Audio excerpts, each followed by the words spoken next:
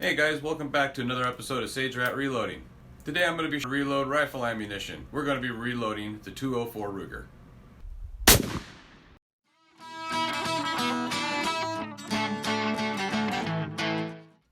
Hey guys, I'm Andy. If this is your first time here, don't forget to hit the subscribe button and the bell and enjoy the video. Well, I'm getting my load information out of this loading magazine by Hodgdon 2016 manual. Got a link in the description below to this and everything else I'm loading with. Over here, we'll be using the benchmark powder. Got 40 grain VMAX, and we're going to use our Federal small rifle primers. All right.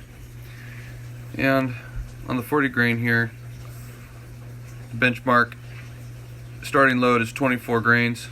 Maximum is 25.7. Now, what I plan to do is load up 5 rounds of each grain measurement. So I'm going to load up 5 of 24 grains, 24 and a half, 25, 25 and a half. I think that should get me close to what I'm looking for. Got my tumbled brass. I like to start working with clean brass. Some of these are out of the tumbler. Now that we've gotten these out of the tumbler, we're going to be inspecting every one of these cases. Now, we want to be looking for split case mouths, cracks, splits, holes. They're crushed, pitted, or corroded.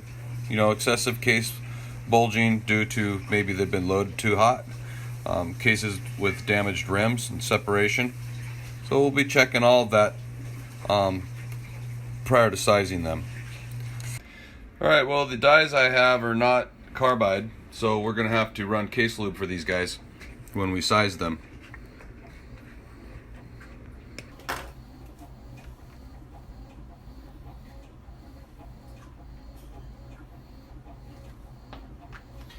Just a little bit of lube on the case pad, rub it around, let it soak in for just a moment.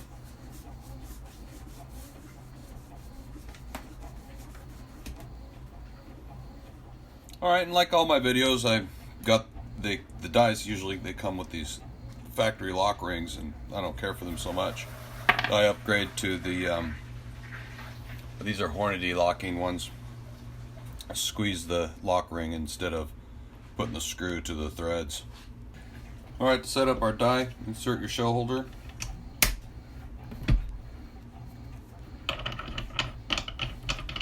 Run your shell holder all the way up. Bring your die down. This is not a carbide die. If it were carbide, you'd want to run it down till it touches, back it off a quarter turn, so you have about a 30 seconds of an inch underneath it here, and then lock it down. So you don't want to ram this shell holder up into it because the dies are brittle. Could cause damage to your carbide dies.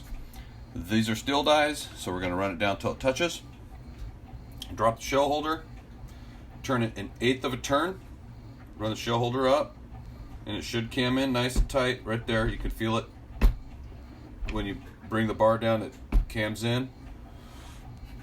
While it's holding your die in place, tighten down your lock ring by hand, and then get your wrench on there and tighten it up.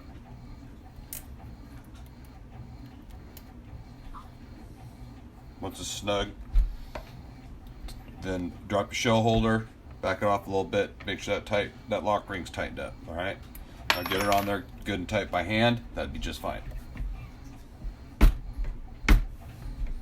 right, we're going to run a few cases across here. We're going to use 5 of them, get them ready. Put them on here. Don't want to lubricate the case necks because excessive lube on there could cause denting in your cases when you size them. Just run them across it like this a little bit, just get some lube on them. After you've run these over here, go ahead and just run your case across the top of it, the mouth, just touch that. That'll get enough lube in the case mouth for the expander die to open that up.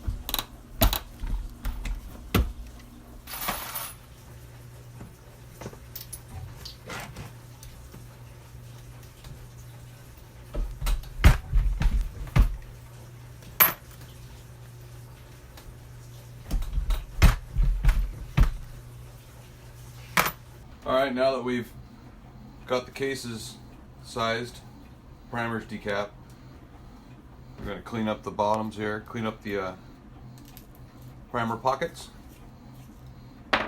make sure they're clean, and I'm wiping off any excess lube and inspecting them again each time. Remember, handling primers, we don't want any lube on our hands. You could render the primers useless.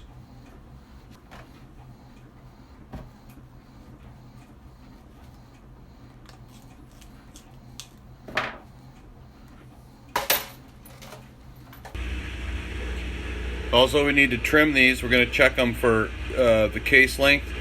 It says we need to trim them here. We're going to check them for 1.840. That's the max. If they're at that, we'll be fine. If they're under, we'll be fine. If they're over that, we're going to trim them to 1/100th less. I would trim them to 1.830. Before we set our primers, I'm checking these to the cartridge length. After sizing to make sure they're the right length, they're not too long, and checking the data in the book, they are right on the money. So we're going to go ahead and get these primed up. Some people prefer to install the primers on the press. I just do them by hand. The larger calibers, I'll do them on the press. Today we're just going to do it this way here.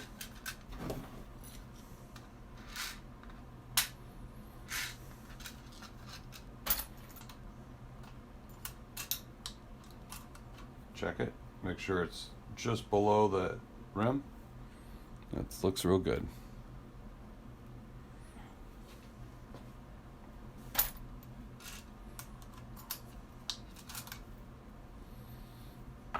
Do a few more of these, or I'll do the rest of these real quick, get right back to you. Alright, now I've got my brass all primed up. They've been cleaned, sized, decapped. All the lube wiped off, new primers installed, cleaned my hands before we messed with these primers, got all the lube off my fingers, all the lube off the cases. Alright, now it's time to load these with a charge. One thing I didn't do, because we didn't use the case trimmer on these, is chamfer the ends. I'm going to run it over them anyway, just give them a quick once over each one of these, just to make sure there's no burrs on them anyway. Good practice.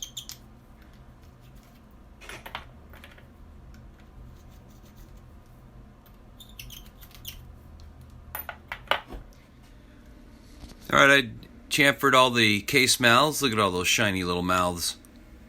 Alright, now those are ready for a good powder charge and a bullet. Alright, we've zeroed our scale. I've set up my trickle charger because I'm going to trickle every one of these. One thing I do is I'm going to leave the powder out on the bench that I'm using. It's a good habit to get into. Don't have multiple powders out when you're using one. That way you know if something were to happen, that powder's in that powder charger. Alright, so I've got my powder charger dialed in to just shy of 24 grains. So I'm going to use my trickler to top it off.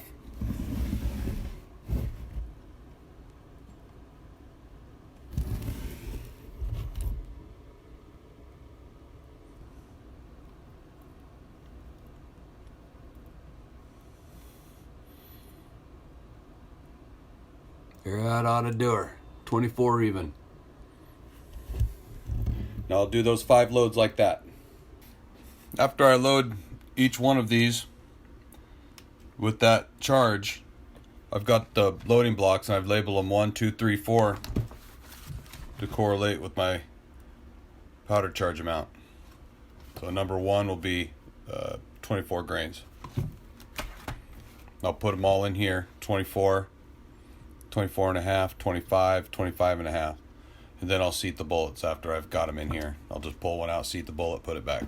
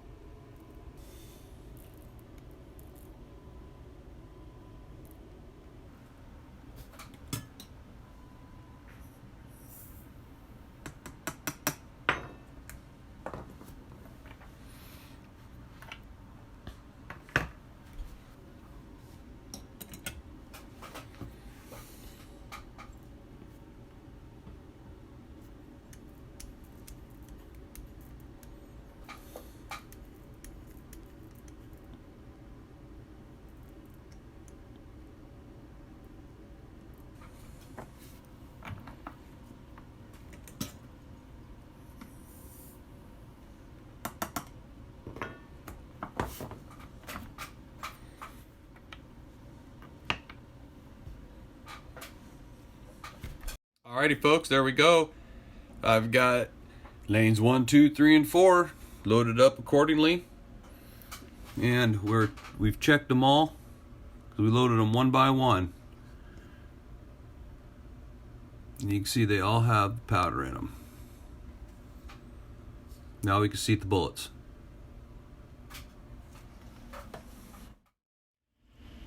Alright, so we've got our charged cases. Now we're going to be seating the bullet.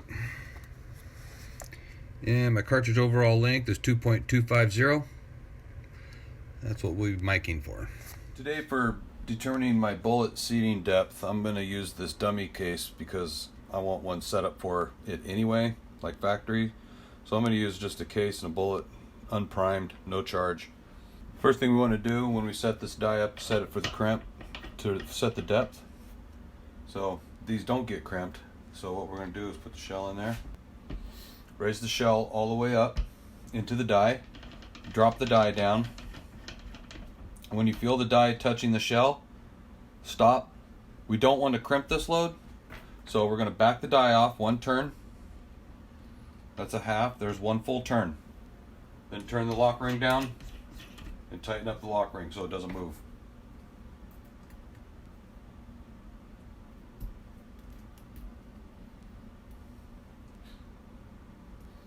Okay. Now we want to take our bullet seater and we're going to back that all the way up.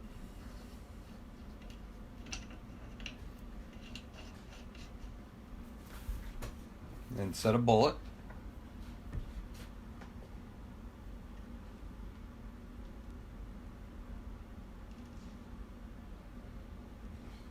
Run the bullet up. Drop this down until it touches the bullet. Once it touches, go ahead and drop her down, give it a full turn, run it up, so it'll start seating the bullet. Now we want to start miking that. We're going for 2.250. You know we need to go down that far. So I'm going to turn the bullet seater down about 1/4 inch just to get us started in the ballpark. Maybe about right there. Now we'll repeat this step with maybe 1/8 inch turns consecutively until we get to our 250.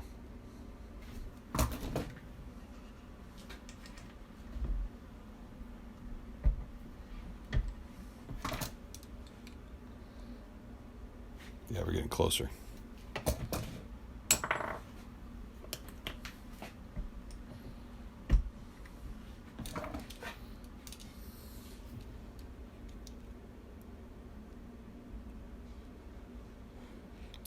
.250. All right, now that we've achieved our overall length, we want to snug up the locking ring right there. Just give it a real tiny snug, just so it doesn't move on you. Now you're set up to do the rest of these bullets, seat the rest of them. And now that I've got a dummy one made up, I can write on here, this is our template one for setting up cartridge overall length for all my 204s.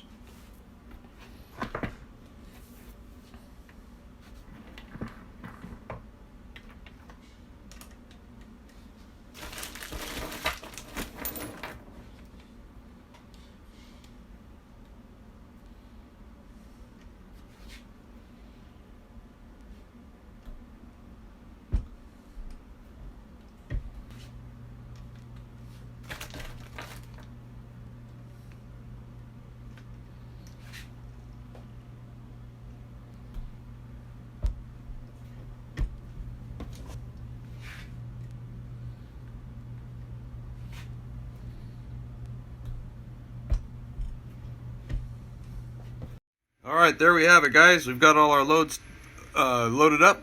All our cartridges are ready for tomorrow's testing.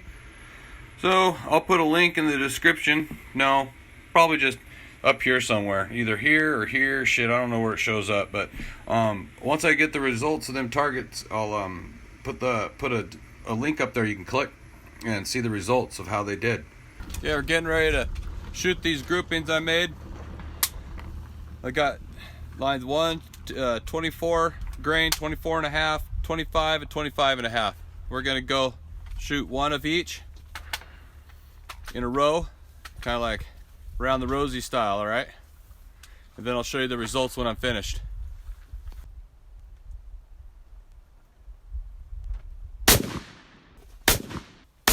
Now we'll go around it one more time, progressing with each grain load. We'll show you the results when we're done. All right, so here's our grouping. This is the 24 grains. Here's the 24 and a half grain. This is 25 grain, and that's the 25 and a half grain. So, looking at these, based on the groupings, this one comes up a little bit on the 24 and a half, about 1.5 inches. We got 3 of them together right here, and then one right here, and one there, because there was 5 shots each. And 25 and a half grain, or correction, 25 grain, that's out. The grouping's kind of big here.